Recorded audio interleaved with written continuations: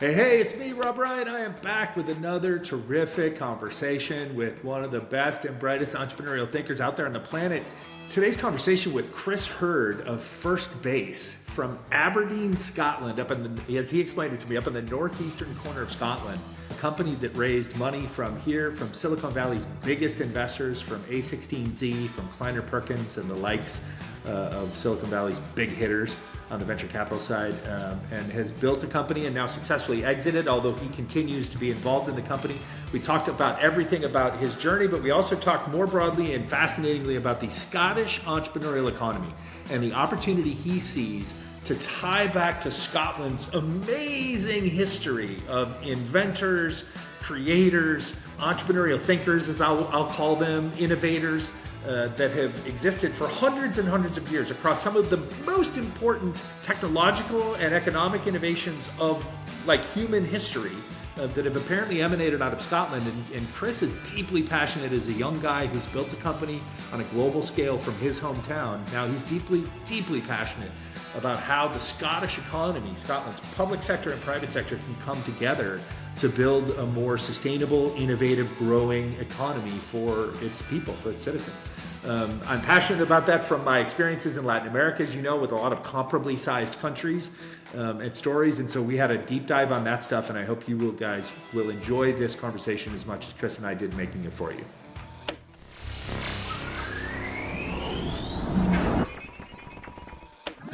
We are so grateful to be supported by these community champions: Sales MD, Team Friday, Realist Lab, Kiana Patterson, Diego Chavez, Jer Boucher, Heather Ryder, Janine Sua, Lily Roca, and Steve Kernan. Hola, hello, hi, bienvenido, welcome back or welcome to Entrepreneurial Thinkers. As you know, this is the show where I get to have weekly conversations with some of the best and brightest, what I call entrepreneurial thinkers across all sectors and segments of society and industry, as we hopefully come together to try to either make or leave this world a little bit better than we found it. I'm super excited to be joined today by Chris Hurd, the founder and now general manager of a company called Firstbase, which is now an app direct company. I came to know Chris at the peak of the Clubhouse online era in the earliest days of the pandemic. He was a vocal advocate for remote work, which at that time, obviously, to some people on the planet was kind of a new phenomenon, not to someone like Chris, who was thinking about it and working on it well before the pandemic. And he was building this company called Firstbase that would eventually make it easier for companies to scale and support their distributed remote workforces in ways that at the time, as an outsider from far, far away, was fascinating to me. I, as a huge proponent of global distributed work myself, was immediately struck with the deep sense of curiosity about this guy from this, what I thought to be maybe relatively small coastal town in the northeast of Scotland, who has this big global vision and this also just kind of practicality of what Firstbase was doing before the pandemic made it essentially kind of a requirement for companies of all sizes. I saw a young guy with an outspoken confidence and an entrepreneur with a vision for reshaping the future of work long before the world called it the future of work. As the founder and CEO of Firstbase, Chris created a groundbreaking platform that equipped and supported distributed teams across the globe. He helped companies like Spotify, SentinelOne, and UiPath thrive in a remote-first world. His confidence and his market success eventually earned him the opportunity to have investment backing by big global firms like A16Z and Kleiner Perkins.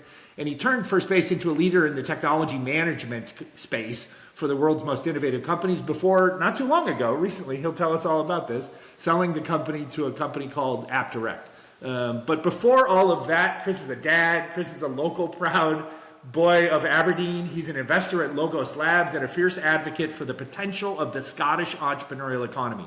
He's got a lot of opinions that we're going to dive into about how Scotland and his region in particular could be doing entrepreneurship better and differently. And that's really one of the things I'm most excited to talk about.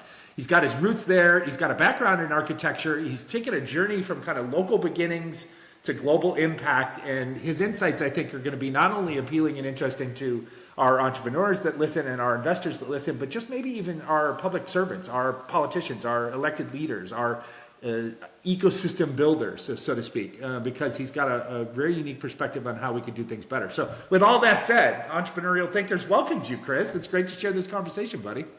Well, I appreciate that, Rob. And yeah, good to see you. Been looking forward to this. It's great. It's I almost can't fathom that like Clubhouse was only what 5 years ago. It feels like it was 100 years ago. Yeah, I have this thing where I guess everyone has a song when they grew up that they always feel like was 5 years ago, and for me it's Rihanna's Umbrella, which was 20 Oh, years ago now. So 5 years doesn't feel like anything, but right. I was. You'll get a kick out of this context. So my daughter is 31, and she just had her first baby, my first grandson or a grandchild. So he's a grandson, Leo. And I was flipping around. I saw them yesterday, and then I was flipping around the TV channels when I got home, and there was a story about like a documentary story about the movie okay, Black Hawk Down, right? The Somali yeah. American military thing. And I had completely lost sight in my mind of the fact that that all happened on the weekend that she was born. Like that happened October 2nd and October 3rd of 1993. In my head, like Black Hawk Down happened like 15 years ago, not 31 years ago, right? So I'm with you on the Rihanna song. Also, by the way, that's also a great song. It's a good song. Yeah, time's a funny thing. Right? No, it is. It is. All right. So here's the deal. We've got a lot to cover. As I teased in your intro, I want to talk about your story. But this show isn't just about like, hey, tell us why you're a successful entrepreneur, or hey, tell us why you raised money. Like this show is more about like, hey, wait a minute. There's particular things, problems, challenges, opportunities in the world that you're hyper focused on, and maybe a lot of other people aren't. And I want us to talk about that. I want to dig into this kind of entrepreneurial, like how can the Scottish economy, how can the leaders of Scotland in particular like think differently about how to build an entrepreneurial country? And I want you to share that. So my opening question is right there. Like, first of all, tell us, what is the entrepreneurial economy of Scotland like? It's a challenging question right now. I've been posting about this a lot, and I think there's two parts, right? I think if you go back through history, there's a book I think about Scottish inventors, Scottish entrepreneurs, really like founding the modern world, and you have a laundry list of things in that, right? Everything from the steam engine enabling the Industrial Revolution to things like the television, penicillin, the telephone, economics, of course, with Adam Smith and the Wealth of Nations in the 1700s. So Scotland has this like deep history of entrepreneurship, innovation, invention, and yeah, latterly we haven't done as well. So I think trying to get Scotland to remember its roots, trying to look back and remember all the great things that we've done is part of what modern Scotland is possibly missing. And I think the sad thing for me, a bunch of our best and brightest entrepreneurs have to leave because they can't do that in Scotland. And Okay. yeah, trying to turn that around.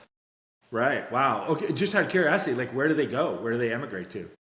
I think it's a very similar story to a lot of the Irish entrepreneurs who, for obvious reasons, end up in the States. And yeah, Okay. Scottish people are no different to that. So you end up with a bunch of Scottish entrepreneurs in New York and Boston Yeah. and obviously San Francisco as well. And we're not yet, or currently, we're not seeing a trend where like they come over here and maybe they study or they build their first company and then they come back. We're not at that era yet. We're like they come here and No. they're staying here. Yeah, you see that a lot with Irish entrepreneurs, I think. You certainly see it a lot more than Scottish entrepreneurs. And I think they've been more successful than us, so maybe that's part of the answer too. But Right. no, I think some people are starting to come back. I think a lot of people who are in that sector, who I know personally, they're invested in Scotland, finding something in this space and trying to come out of it. But in terms of moving back, no, we're not seeing that to any great volume. Not yet. Okay, so we've talked a little bit about the country, so people who are listening all across the world can have some context. Talk to us about where you're from. Talk to us about Aberdeen. Like as I was prepping for the show, I got way down the Wikipedia rabbit hole of it, and it's a fascinating history. If I'm understanding it correctly, it's a port town. So like it's a town that's rooted in predominantly like in the oil and gas industry and the history of that. But shipping and all that kind of stuff. So tell us about, is this your hometown? This is where you were born and raised? Yeah, Aberdeen's hometown. That's where family grew up, and yeah, I sort of joke with a bunch of people who ask where Aberdeen is. I say, well, Aberdeen's the part of Scotland that nobody goes to, right? If you come to Scotland, you go to Edinburgh or Glasgow, or you go up to the Highlands. Aberdeen sort of hung out on the sort of northeast of Scotland, and yeah, everything you say, we were and are the oil capital of Europe. So Aberdeen for the last 50 years has been a very heavy industrial town in the sense that we have that sector off our coast, and we've been a relatively affluent place because of that. So We have great schools. It's a great place to grow up in. There's a lot of people who have tried to do entrepreneurial things, and specifically in the oil and gas sector, of course, less in the technology space. But I think that rich heritage is something that's sort of ingrained within the region, which is really cool. Yeah, that's amazing. And we're going to talk more about the industry and kind of innovation opportunities and kind of how you came in your career path. We'll talk more about that later. But I want to go back to that big theme of kind of the thing that drew us together back on the Clubhouse days, was this idea that at the time, early 2020, you struck me because you were so confidently evangelizing the virtue of remote work. I mean, you were like, I was like, oh my God, I have like a like-minded soul that's out there somewhere in the universe that is saying the same things I'm saying, because I had been for 15, 20 years almost before that kind of, evangelizing the idea that this notion that, I'm the CEO says, I want to hire the best talent in the world, right? Well, as long as they live within, like 60 miles of Milwaukee, Wisconsin, or within 20 minutes of this part of Los Angeles. And I was like, that's all bullshit, right? Like that's like you can hire the best talent in the world. You just have to set up your systems and you have to communicate and lead differently, right? Than the way that we were taught to do it in the 1950s. So you were really the only other person I heard at that time that was so loudly, proudly committed. So like you had a belief system that said like remote work is the way that this is going. And then the pandemic kind of came along and was forcing that upon everybody, right? And then it was this big debate about, is this a permanent shift? Which I never thought it was like, overnight we're all 100% going to be this, right? But you had this vision, and I'm just curious, like you were working on Firstbase before the pandemic came along. So what was it about, not just Firstbase, but what was it about kind of shifting dynamics of work and distributed work and remote work that you saw that lots of people didn't see early in those days? Yeah, I mean, for me, it just felt like inevitable that it was going to end up where we ended up. Maybe not as quickly as we did, and obviously there's been some oscillation between then and now and where we're ultimately going to end up. But I mean, we never set out to build Firstbase is probably the most important starting point, right? So we started out building a very different business. That was a financial technology company. We founded that in March 2018. And as we started building it, you pretty quickly run into the challenge of, okay, we need super talented people to be successful here. And as you start looking about locally, the people that can come in and work in an office around where you are, there are very few people in Aberdeen, Scotland who have built financial technology companies. So naturally, you broaden your horizons, right? You look in Edinburgh and Glasgow, which have more of a financial segment than Aberdeen does.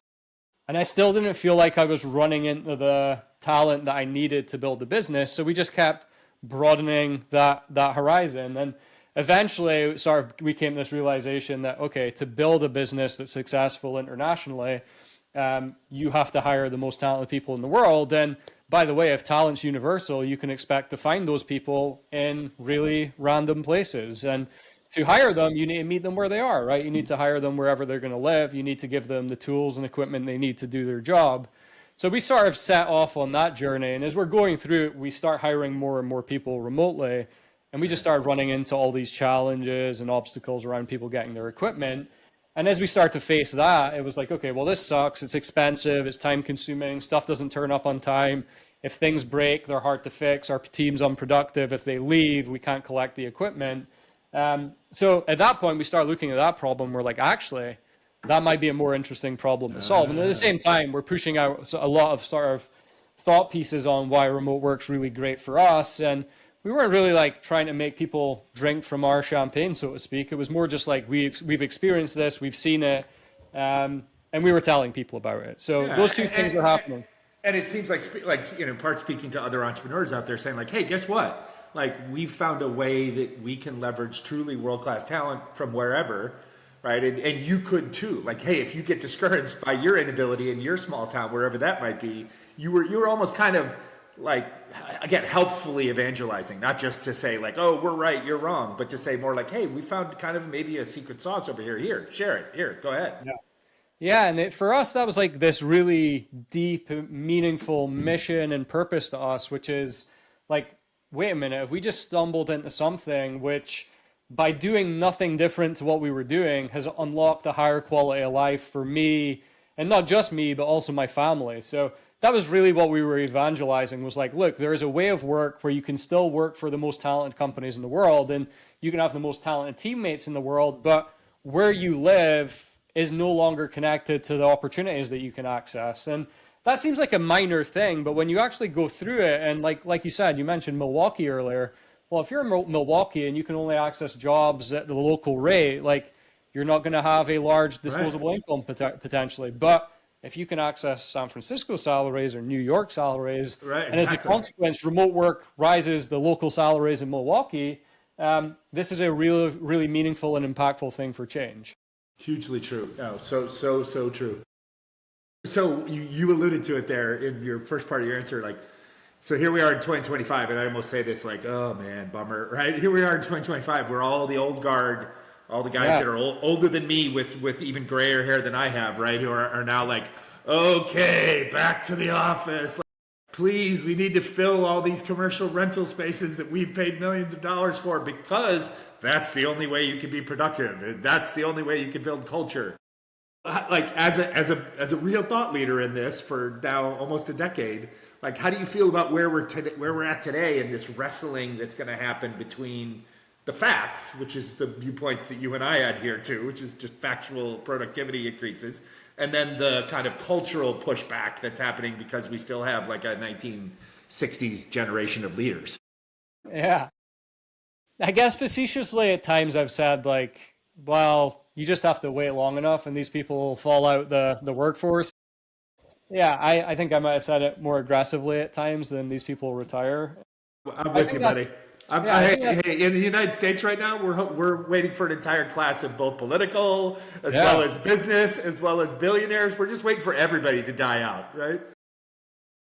Yeah, so I think that's the like, in the fullness of time, this is going to net out in the way that we think it will. Yeah. Look, I think there'll be peaks and troughs, but I think the reality is, like, the way that the media portrays things to be playing out might not be the truth. So, and I think a lot of the statistics that companies push out are not the truth either, right? So I think when you really dig into it and you look at occupancy and you speak to a lot of companies and you push on, like, well, how often are people coming in?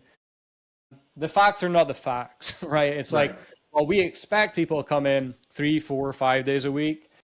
What we're seeing is something very, very different. And I think the challenge that a lot of these companies are running into, and to be specific, we're talking about large multinationals who employ hundreds of thousands or tens of thousands of people. A lot of the people that they hired them during COVID, and they've never lived near an office, right? So it's pretty unreasonable to hire someone in, I don't know, Idaho, but they're attached to a New York office, and then say, by the way, guys, ladies and gentlemen, like, you need to come back to New York because this is the only way we could build culture in a successful company, because apparently in the last 5 years we've been terrible. Yeah, the last 5 years never happened, and it never worked. Yeah, look, and I think there's also, like, the other side to that argument, which is there are certain businesses who can afford to do whatever they want, right? If you are a pseudo monopoly, if you have to pay talent 10, 20, 30% more because you believe there's a strategic advantage in having people in the office, you can afford to do it. I think everyone else, and you think about the emergence of new startups today, and you think about the class of startups that have came after 2020, they've never experienced the world in which in-person work is the norm. Right. So it's really hard to imagine they'll ever end up in the place where it needs to be the norm. Agreed. I think you'll see old businesses over time, they either will become more remote or they'll go out of business and they'll be replaced by businesses that understand how to operate in this new economy. Yeah. And then the new startups will grow to be the old startups 10, 15 years from now, and they'll be naturally more remote or hybrids as a consequence. Totally agree. I'm glad to hear you say that. Yeah, I mean, I remember back, like when I used to talk about this, like 2010, right? When I was working remotely as an entrepreneur, or even earlier in my career as like a field sales rep, right? Who never was attached to the home office. I'm like, hey, it was like 2010, it was already like 19 or 20% of the US workforce that was working remotely or not from an office, right? So I'm like, the fact that the pandemic kind of accelerated it, like it accelerated everything, both good and bad, right? But to your point, like 2050, 2075, right? 2100, like it's inevitably this upswing trend. And as you say, we will purge through whatever means, the old school leadership that doesn't believe that it is, right? Because they'll just literally die out. So that's amazing. All right, there's something about your personal background that is grabbed me as I was doing the prep, and it ties to my fascination with Aberdeen. So if I'm understanding it correctly, and you could correct me if I'm off on any of this stuff, like your earliest career roots were planted in the oil and gas industry, not surprising because what you described Aberdeen as, but you were designing living spaces, like as you were the full-on Chris the architect, right? So you were designing living spaces for offshore rigs or ships. So one, how do you get into that niche of work? You may be the first person in my 56 years I've ever met that was what you did. And then later, I'd love to know like how you kind of got inspired to shift from architecture and design to various other things that you worked on. But first and foremost, like how did you get into that? Yeah, well, that's a long story. I'll try and give you the short version. So if you're in Aberdeen, you graduate with an architecture background, you do one of two things. You either go to London and you work for a tier one architecture shop because they're the only ones that can afford to pay wages that are livable. It turns out architecture might be the most, the most charitable job in history, where the amount of effort it takes, 6 years of study, and what you get in reward is not worth it. So the second option is you're in Aberdeen, the oil and gas industry is in your doorstep. You naturally fall into that. And I think for me, it was a confluence of I have this skill set, I like design, and I also am pretty good at project managing things. And yeah, somehow found my way falling into that. And we have a bunch of oil and gas platforms in the North Sea. They're obviously all around the world. And pretty quickly, I went from being an architecture student to designing and managing the sort of completion of these large multi-million-dollar accommodation refits and designs all around the world. And yeah, that was pretty cool for a couple of years. And eventually you got to a point where it's like, well, is the oil and gas industry one that I want to work in relative to my morals and what I think it's doing for the world? And obviously we went in a slightly different path. All right, so before we get in the transition, one quick question on that front is, are living accommodations on oil rigs around the world like dramatically better and nicer today than they were 30, 40 years ago? Yeah, well, I think it's very like dependent on the rig you happen to fall into, but yeah, I think there's some of those things that are like, if not 5-star hotels, they're pretty nice. Because otherwise, it seems like just a really brutal, tough, shitty job. I mean, that they get paid really well for. I understand that, but the level of risk and then just the workload seems, from either the stories or I've randomly knew a couple of friends in Texas years and years ago that were in that industry and worked in the Gulf on rigs and stuff, and I'm like, they were just a unique breed of person. But it also felt like just a grind. Like it felt like just a really rough life. But you're saying like they have pretty decent living accommodations now, thanks to creative guys like you. Yeah, I think they have to, right? You're right. It's a tough life, and these guys and girls end up being offshore for 3, 4, 5, 6, 7, 8 weeks at a time, and they get a similar amount of time back on shore, but to be away for family, to be in these tough environments, it's an interesting life for sure. All right, so tell us, let's talk about Firstbase. Tell us all about Firstbase today. So you sold it, and you can fill in anything I'm unsure of. You sold the company in 2024. So I'd love to hear a bit of that, kind of how did that all come together, whatever you can share. You don't have to share anything you're not supposed to. And then what's your relationship to the company today? Yeah, so I guess going back, like these things never happen overnight, and we obviously were on a long journey with Firstbase. We pivoted in September 2019. We raised some capital from, I would say they're some of the best investors in the world, and they were incredible partners for me. And you eventually get to a point where it's like, are we going to continue to raise more money? And that was obviously a conversation we're having. And alongside that, as you get to later stages of businesses, you also start to have conversations with strategic partners. And we got to know a bunch of strategic partners. Direct was one of them. And then maybe over the course of 6 to 12 months, you get closer and closer. And rather than it being an investment conversation, it ends up being a different type of conversation. Then it's a question of like, is this a different path we want to go down together? And I think for us, we were really excited for the things we heard from the other side of the table.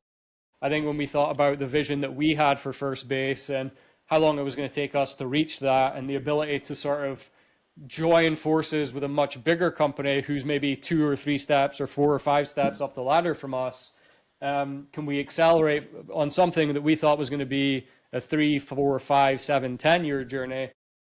Can this be a 1, 2, 3, 4, 5-year journey? And yeah, I think between Nick, the CEO of AppDirect, the leadership team that I got to know really well, we thought they would be incredible partners in that journey. We thought they'd be incredible stewards of the Firstbase brand as well. And I guess following the acquisition, so you go through all that, you realize there's like great alignment on the mission and purpose side. For me, life is not all that different, right? When you believe in something and it's your baby, you founders, I'm sure you have a bunch of listeners like this, founders have one mode, which is we're going to run at this incredibly hard for as long as possible. And yeah, I struggle to do anything but that to my wife's annoyance. So yeah, we're just continuing on the same path. Day-to-day life isn't that different. Firstbase is continuing to operate as an independent entity. And what we get on the other side is access to AppDirect's global distribution network and go-to-market partners. So yeah, for us, it's just like continue to try and move as quickly as we can. So in that context, then looking forward, right, the proverbial, what is the next 5 years now? Like you said, maybe we shrunk a 10-year run down to maybe a 5-year run instead. So give me an idea, like what does Firstbase inside of AppDirect look like 5 years from now as far as its scale or size or impact? Yeah, I think for us, it's just continuing to move up the ladder. We were obviously incredibly fortunate with the timing that Firstbase came to market. And over the course of the last 3, 4, 5 years, you named some of the businesses we've been able to work with. But largely, it's been the fastest growing, most recognizable and admired tech companies in the world. And with AppDirect, we get to continue to move even further up market. So rather than just being the sort of 50 to 500 person startups we started with and we still serve, or laterally the 500 to 5,000 person tech companies that we worked with who we're still getting to serve, we now get to move up market and start to work with 10, 20, 30, 40, 50, 100,000 person businesses. Some of those companies where the old guys are going to be dying out in the next 10, 15, 20 years. Yeah, that's my words, not your words. I'm not saying that to your customers. Yeah. That's just me talking. No, and I think the thing that we discovered as we went down that path, like Firstbase is a thing, obviously started out as a heavy remote work tool. And what we saw as we moved up market is you see businesses that try to operate in every mode. They have some people in office, they have some people that are hybrid, they have some people that are remote. So Firstbase as a tool becomes this thing that if they ever make the decision to transition to remote, we make that as easy as possible. We make it as easy as possible for them to handle their hybrid workers. And what we started to see was really interesting was customers who were using us for their remote workers adopted us for their hybrid workers. They started to hack the product to use it in office because they're like, but wait a minute, how can the remote and hybrid workers get much better experiences than our in-office workers? Funny. So what's actually happened is they've taken the remote tool, they've hacked it to use in office, but I think as an on-ramp to remote and hybrid, over time, it becomes this thing that makes it much easier for companies to choose to go that direction. Amazing. And nothing better as an entrepreneur, right, than when your customers start essentially revealing new market opportunities to you inside of them, right? Yeah, you're like, oh, we don't even have to go find, we don't have to go find another, like they are already telling us if we just add this or if we paint this a little bit differently, like we've got a whole nother revenue stream and a whole new way we can deepen ourselves. As my old man used to say to me decades and decades ago, right? You want to go deep and wide inside of customers, right? He was very much a B2B enterprisey sales guy, which I think I became over time as a result of that. But right, the deeper and the wider, you don't want to just pick off those deals and that opportunity on the top because those you can get kicked out of, right? You can lose those later. But when you're embedded, as you say, that's fascinating. That's amazing. Thank you for sharing all that. Like it's cool because our listeners are people across the spectrum of these industries and these types of decision makers. And so I want them to understand that Firstbase isn't just something you did and sold and now it doesn't matter. Like it's just as viable and frankly, maybe even more important going forward now in the next 5 or 10 years because of, as you say, your scale and the ability to scale into new markets with your partners. That's awesome. We're going to talk in this next little chapter about Scotland and about the entrepreneurial economy, because you're writing on it in I find it on LinkedIn. I'm sure you're sharing it other places, and then I know I'm 100% certain you're having these conversations on Zooms and on phone calls with all your peers in Scotland and probably across the UK regularly. It's so fascinating to me, and it's so. And I don't know if people tell you this, but I will, your articulation of your point of view and the value proposition to Scotland is so well thought through, and so well presented in a very simple way, but also it just like oozes your passion for the topic, which is unique. Not everybody can write like that. And so it's been really enjoyable to read your thoughts as I do in real time.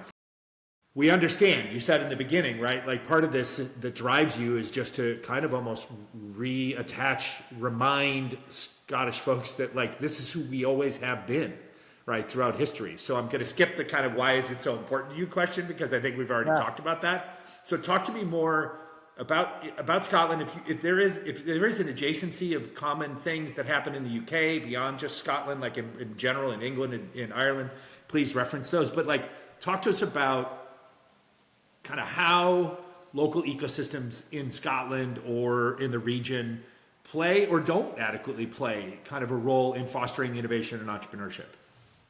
Yeah, I think there's like a bifurcation of this, and there's what the public sector does and there's what the private sector does. And I think on the private sector, where you want to get to is as close as possible to the most successful ecosystems in the world. And Scotland spends a lot of time saying, or navel gazing, I guess, at like Silicon Valley, right? Like, how can Scotland be more like Silicon Valley? And it's such a like lack of credibility statement that it's almost embarrassing. Like, there's just no world in which anywhere else in the world can be Silicon Valley, right? Like, Silicon Valley, including San Francisco, is sort of this like place with just an abundance of talent that goes in and sometimes leaves, but it's just this incredible place that can't be replicated anywhere else. And I think the thing that Scotland, the UK, smaller ecosystems miss is that they're looking in the wrong direction in many ways. So there's sort of ideas and sort of hints that you can take from places like Silicon Valley. So you can look at how companies raise money there, for example. You're going to raise money on a safe. And you can look at how VCs and people that take risks, you can look at the ways in which they deploy capital, the ways in which they follow on. You can look at their ambition, right? Their belief and willingness to get on the same side of the table as the founder and say, rather than ask like, how do we mitigate this going wrong, which is a total waste of time, by the way. Like almost every business fails. So if you're going to ask that question, you miss the opportunity. Right. But the incredible thing about the US and Silicon Valley is you have usually like former operators and a lot of VCs, but oftentimes if it's more of a financial operator, they've seen it and their partners have been there, done it before, so they believe as well. And they'll get on the same side as the table as you, and they'll say, how big can this be if this goes right? Mm-hmm. And nowhere else in the world really does that. The UK certainly doesn't do that. Europe and some places might do it more. So there's that. I think you can take hints, but you can't take overarching lessons because it's impossible to replicate. If you look the other way, like you look towards, I don't know, Israel, Estonia, Scandinavia, and you look at these places that have had multiple $10 billion outcomes, and you look at the impact of that. Founders build companies, the founding team branches off, they all become incredibly wealthy personally. They know the CEO that built the business. They know that they're as smart as the CEO that's built the business. They've seen it happen. They angel invest in their friends' businesses. And that then starts to like populate and create like a whole culture and ecosystem around it. And I think that's the job of the private sector, right? Founders go off and do this. If it works, they invest it forward, they pay it forward, they give advice, they share their expertise, and they also invest. And then I think there's the public sector, and I recently spoke a lot about this in Scotland, where I think Scotland's one of the best places in the world in terms of the volume of public support available, right? Scotland might be one of the easiest places comparatively to get a startup off the starting line. So go from zero to your first 10, 15, 20K capital raised. Might be easier in Scotland than anywhere else in the world. Okay. It's probably harder to take the next step in Scotland than anywhere else in the world, because our private sector isn't as powerful. So I don't think that's the job of the public sector. And there's a lot of confusion that goes on as a consequence of that, because in Scotland, I think they've tried to play in that sector. And I'm not sure it's working as well as they may. So they seed well, like better than anybody, and then maybe they've either felt compelled to or seen the void that happens post them, right? And then rather than watch all those things that they seeded die off for lack of oxygen, the public sector has just continually tried to step in again at the next levels up. When, like you say, that's a tougher business to be in, right? That requires the marriage of the public and private capital. Yeah, and it's in Scotland, it's even a little bit worse than that, which is you can keep going back to the well for like 10 and 20k grand. Okay. So you end up with these and the founders are Scottish people are some of the most resilient people in the world, right? We are better at banging our heads against the wall than almost everyone, and we're terrible at telling people how good we are. So you end up in a situation where these incredibly resilient people bang their heads against the wall for an incredibly long period of time. They're drip-fed funding, which means the business is able to survive way longer in Scotland than anywhere else in the world. But you end up in a situation where a lot of these people waste their prime career years building businesses that are never going to succeed, right? And the issue isn't that these people wouldn't create incredible businesses. It's that they don't get to that next incredible business where they can apply the lessons that they've learned quickly enough. And what that does on the other side is it robs the entrepreneurial ecosystem of that talent, right? Because these people don't become second-time founders, third-time founders, or the second, third, fourth, fifth, 50th employees in the businesses that are actually working. Yeah, boy, I'm going to give you some validation. Before you and I met, I spent most of the decade focused on Latin America, from here at home in Los Angeles, and what you just described sounds a lot like what I experienced and what often people would describe as the entrepreneurial economy in Chile, and how the Chilean entrepreneurial economy functions. And when I was there, 2015, 2016, 2017, I lived there 2017 and 2018 for about a year-ish. The private sector had not caught up. And so you had this essentially totally top-down, public sector driven, as I called it, institutional entrepreneurialism on a national scale, right? And everything was programmatic, and everybody that you would meet in the entrepreneurial ecosystem was part of that, right?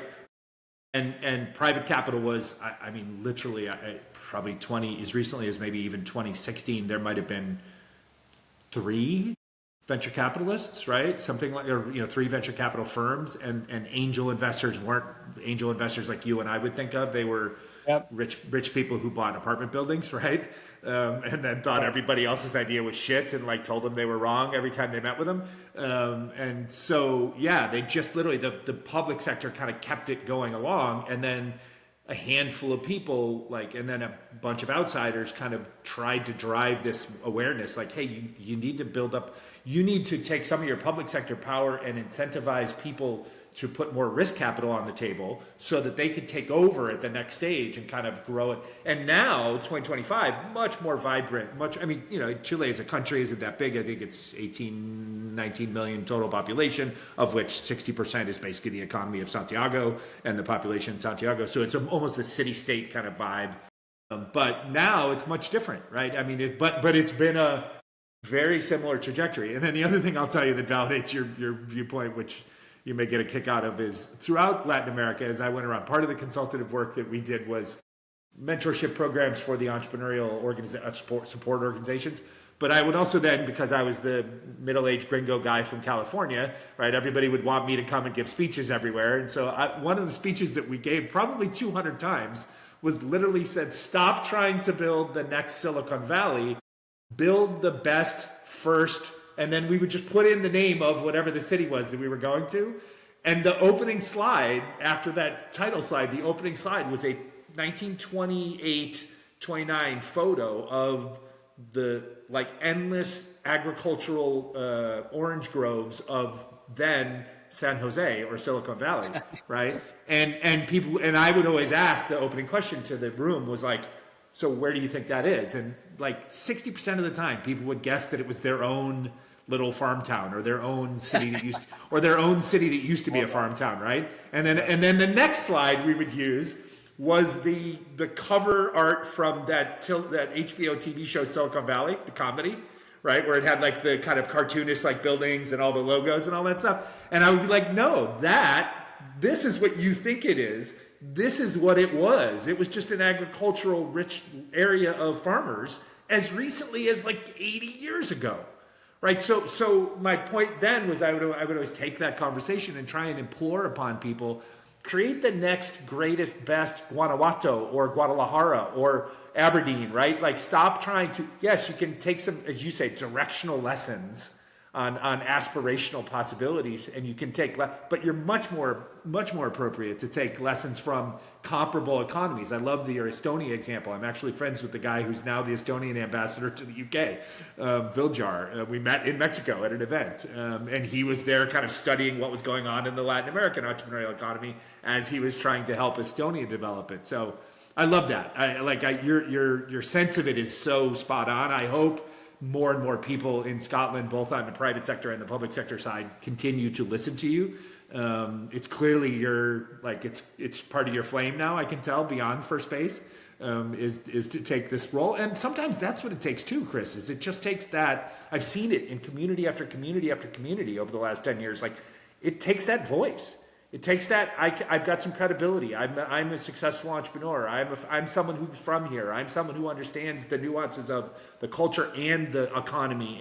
And you'll listen to me. And maybe I can sneak past the story part of my story, and I can get into the hey, let me tell you how I think we can go forward part of my story. So keep being that, man. Keep leading with that. And I'm in your corner. I'll do anything I can help to convince people in Scotland that you've got the right vision. All right, so I got kind of a big magical question here, right? If the Scottish government, right, came along tomorrow and said like, oh my God, your last LinkedIn post was the greatest thing we've ever read. Thank you, Chris.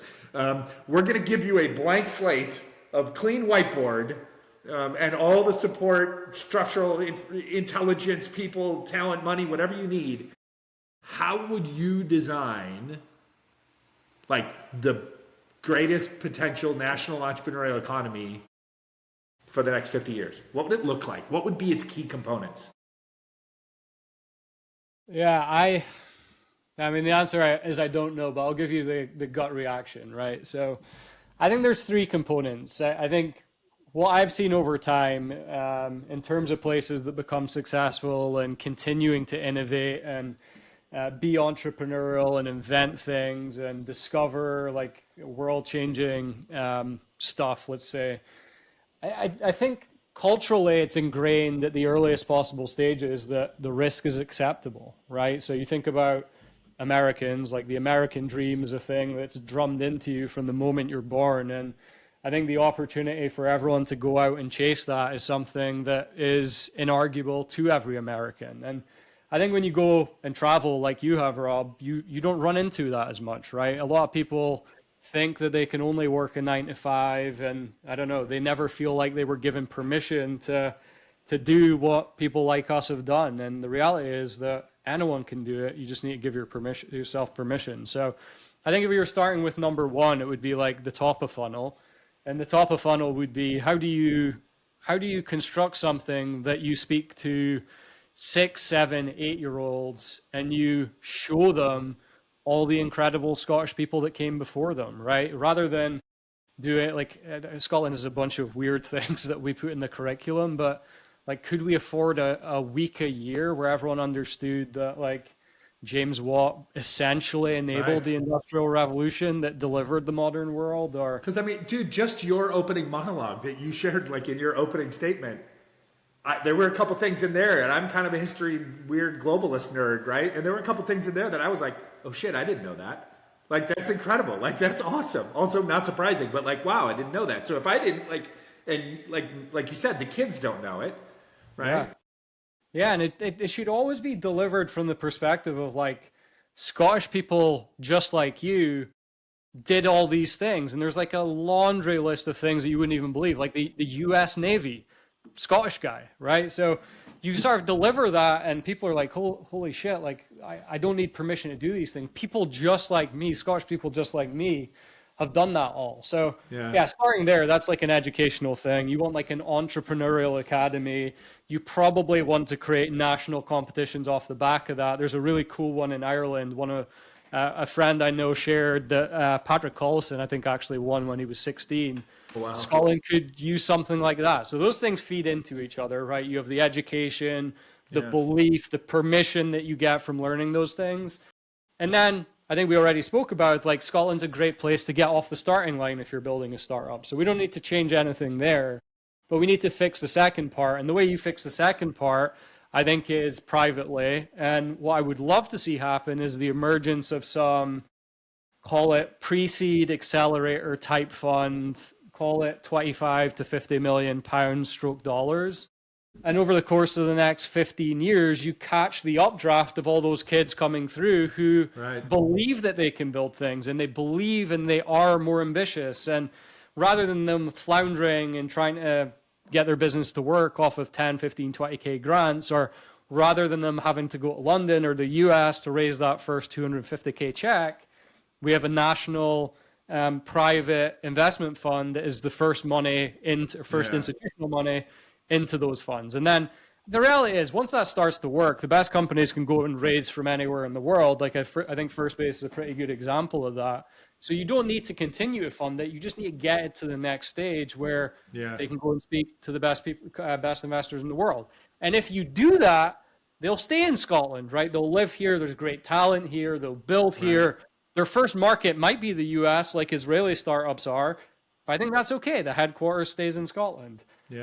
And then off the back of that, the third thing is you need the emergence of 2, 3, 5 anchor companies. So 10, 20, $30 billion businesses where, like I said, you have people who work with CEOs and realize the CEO isn't that smart. I'm sure a bunch of people in my team feel that way, where they're like, look, I'm smarter than Chris. I can go and build my own thing. Or they do think you're smart, but they still see their problem with their niche or their moment differently than you do. And so they're like, that's what confidence. Yeah, well, I'm being a little facetious, but the realization is like you're being Scottish, you're being self-deprecating, right? The realization is that, like, the people that go off and do it are no different to us, right? There's that incredible Steve Jobs quote around, like, the world's created by people just like us, and really the reality, and I think the thing that people who aren't American or haven't been involved in tech companies, it's much easier to do that when you've seen other people who you know do that. 100% because true. You've seen it, right? It's no longer this thing that's foreign to you, and your self-belief is much higher. And I think once you get that, then everything becomes a cycle where you have that big business that creates a bunch of rich people. Those rich people go off and take risk. They fund other risk, and you're always building the top of funnel with the younger kids who now believe they can do it as well. So that's awesome. That is a beautiful blueprint. We're going to ship this right to whoever makes decisions in Scotland once we publish this episode, so they can hear it live from your voice, right? Couple last questions before we finish up. And by the way, I just have to say, there's a punctuation to that. Like, I think that is completely possible in the next 50 years. Like, I think in that tenure, I won't be around for the whole 50, but like the tenure of the rest of your life and your son's life, and like, I think that is completely doable. I think it's completely doable in a much shorter time frame, right? If there's a directional motivation behind it, if there's political will and kind of the cultural will to do it, but that's almost a why not, right? Like, why wouldn't you do this? If you're gonna invest and diversify the use of resources anyways. Right? Like, why not literally do this? That is a long-term economic path to not just sustainable growth, but to like a more prominent, thriving place in the global marketplace of ideas and economy. So good for you. I love it. But it is going to take you continuing to be the voice, right? Like, you can't carry all the water, but somebody needs to be the beacon. And you've clearly decided to punch that out on LinkedIn one day, and now the world knows that you're thinking about this. You mentioned, like, obviously you raised capital at Firstbase. Just a couple little last questions for founders, right? Is that very common for Scottish companies to raise capital from the US? No.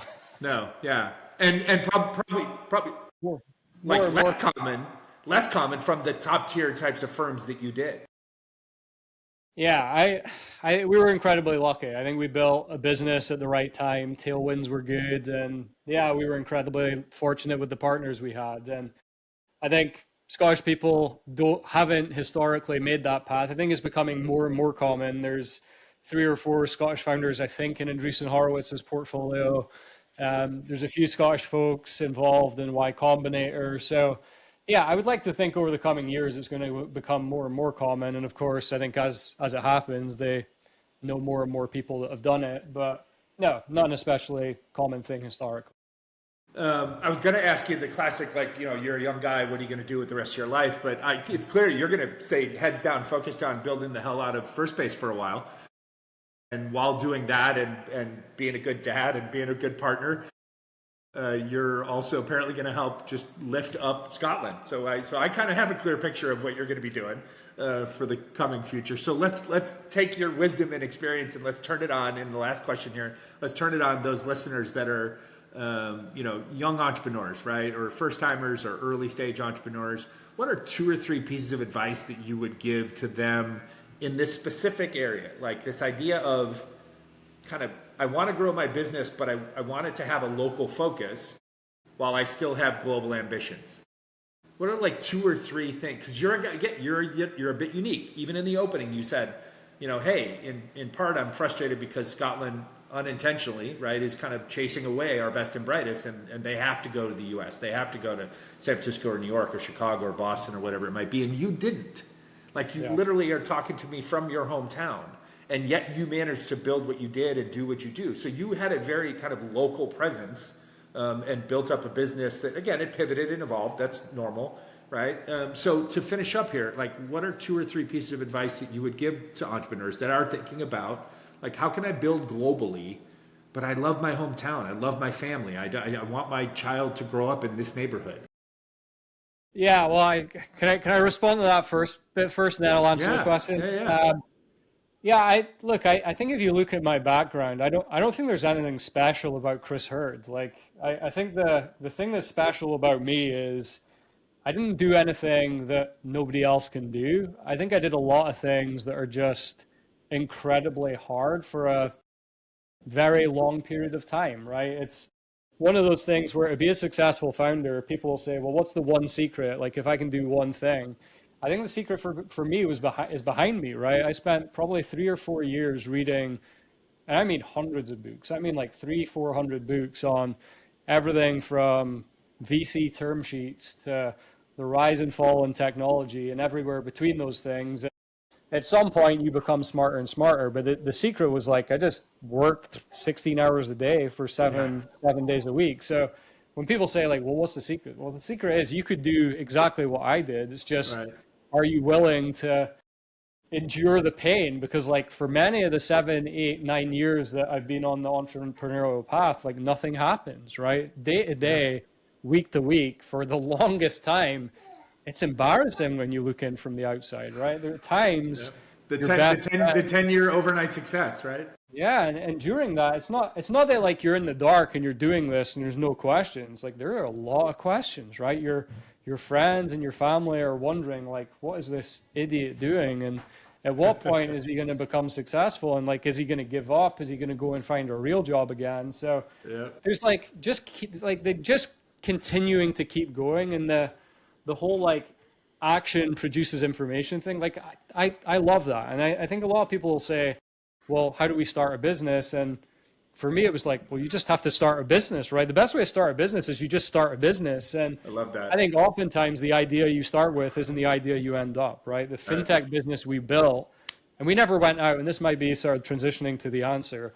We didn't go out early enough and speak to enough customers and really get the feedback on it. So we spent 12 to 18 months thinking we're building something that people would use, and then eventually it turns out what we built wasn't that useful. And luckily, because the action produces information thing, because we were building remotely, it became apparent to me that actually that was the thing we should be building, and that was the business we did build. And then it was just choices and where you build that business, right? I think, could I have done what I did from here if it was a different time? So like it wasn't COVID and investors weren't taking calls on Zoom, or like You didn't have to go to San Francisco and pitch investors. I don't know. The world changed, right? I was incredibly lucky with the way it changed and the way Firstbase played out. Like, I don't think I could have sold Firstbase as a concept if I wasn't drinking the champagne myself. Right. Structurally, my business was well placed to say, well, I'm going to stay in Aberdeen. I'm going to travel to the US. And I think, candidly, I wasn't able to build as much of the business in Scotland as I probably wanted to. So as much as I've been able to be here, I've got a couple of people that are close by. I wasn't able to build tens of jobs in Scotland locally, or hundreds of jobs in Scotland. Yeah. But that also is less a reflection of you and more a reflection of, as you say, of the changed world, right? Yeah. And of the opportunity. So to someone who might hear that last part of the answer and think to themselves, see, okay, well maybe he just kind of got lucky, timing, blah blah blah. Of course, yes, you did get lucky because we all do, right? But you were in the right time, and there will always be shifts. There will always be tectonic changes. There will always be geopolitical risks and cultural risks and economic change. Like that's going to apply to anybody that's listening, no matter where they are, no matter when they start to do this. You were a byproduct and a participant in a moment that was a moment in your life story. Yeah, I think that's all right, and I've got the little I know, guy. and you don't. By the way, we don't on this show. We never have to mute the babies or the dog, so it's all good. No, I have a treadmill in here that he has become obsessed with. Hey, he's off on a healthy path at a young age. How old is he? He is about to be 3. Oh, that's awesome. That's incredible. Good for you. All right. So that is fantastic advice to wrap up here. Thank you for that. I mean, the reality is, like, I love the first one wasn't even the first part of it really in your mind, but it really is. It's like, talk to customers. Like and that starts in your local neighborhood. That starts in your city or your town, right? Like, talk to people that you think would use what you and your partners are building, because they'll tell you what they need, which eventually then you saw that, as you told us in the beginning, manifests itself across the spectrum of Firstbase as Firstbase is still doing. It's still evolving because customers are still telling you how they want to use it, and then that creates opportunities for you to evolve. But I do love that, like, the simplicity of, like, start the business. Right, and then as a result of that, you've started it where you are, right? But also, most people shouldn't start businesses, right? And a lot of people who ask you, like, well, should I start a business?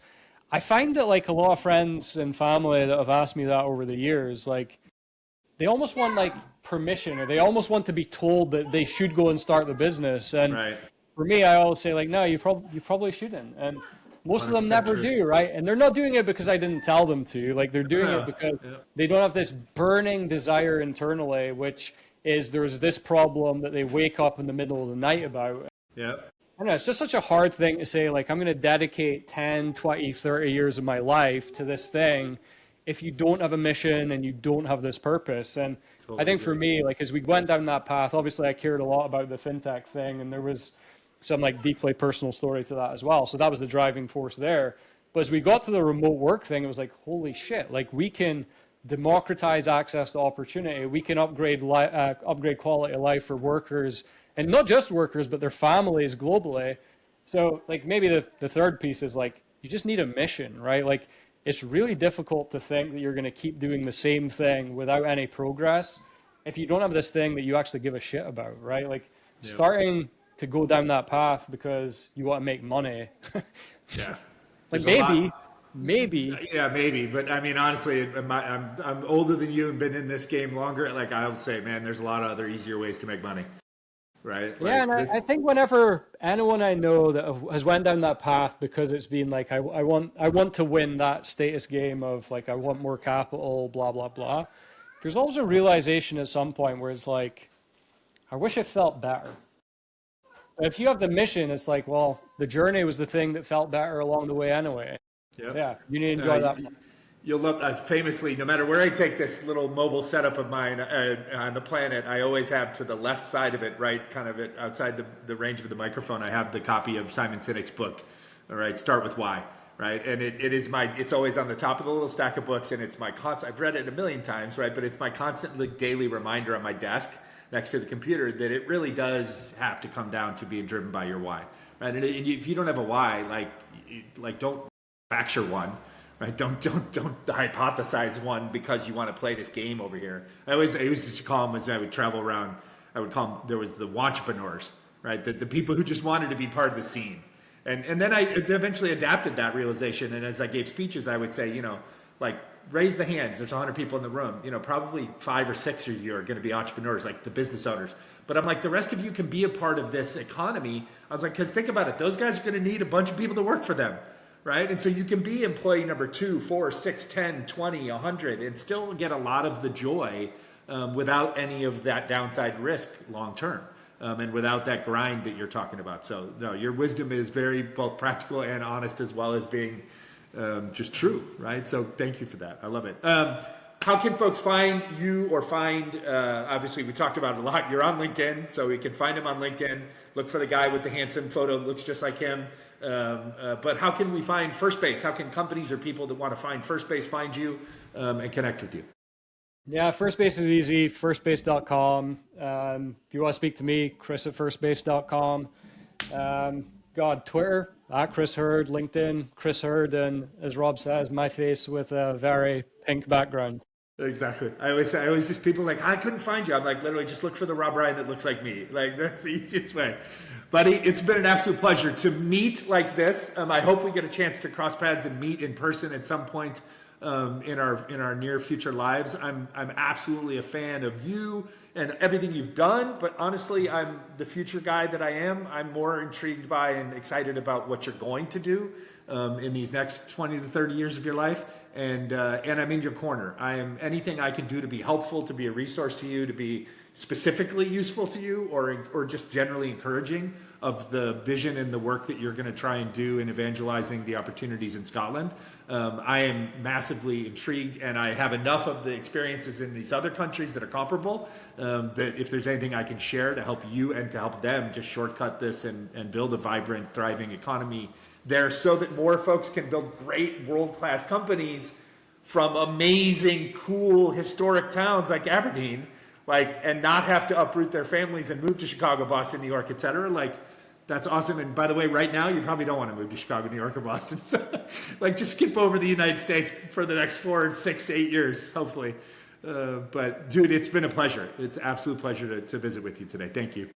Likewise, Rob. Really, really enjoyed the conversation. And yeah, finally meeting. It's awesome. All right. Thank you so much, bud. We'll see you soon. Well, I hope you enjoyed that episode as much as I did recording it. As always, we thank you so much for listening and watching. Today's show was recorded here in Los Angeles and produced by the incomparable Deanna Bernal in Mexico City. We can only grow this show by you listening and sharing the show with friends. So please find, follow, subscribe, and share our audio-only show on Spotify, Apple, or via any other popular podcasting platforms, as well as find the video version of our show now available on our YouTube channel over at Entrepreneurial Thinkers. And of course, you can follow along on our various social media platforms for fun and informative clips and content at Entrepreneurial Thinkers, wherever you can find us. And if you'd like to connect with me, you can find me at I Am Rob Ryan on just about any social media platform. Gracias, thank you, and have an awesome day.